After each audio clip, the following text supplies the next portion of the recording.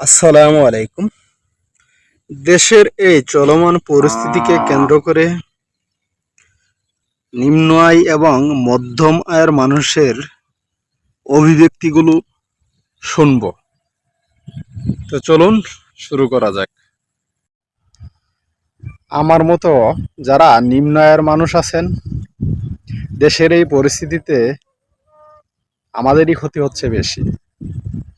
আমরাও চাই দেশে শান্তি ফিরে আসুক, সবার মাঝে শান্তি বিরাজ করুক, আর কোনো হতাহত যেন না হয়। আসসালামু আলাইকুম। আমি মধ্যবিত্ত একজন। আমিও চাই না দেশের এই চলমান পরিস্থিতি বজায় থাকুক। এই পরিস্থিতিতে আমাদের মতো নিম্নবিত্ত এবং মধ্যবিত্ত আয়ের মানুষদেরই সমস্যা হচ্ছে বেশি। আমাদের কোথাও বের হয়েও নিরাপত্তা বোধ করতেছি না, বাসায় থেকেও নিরাপত্তা বোধ মনে করতেছি না।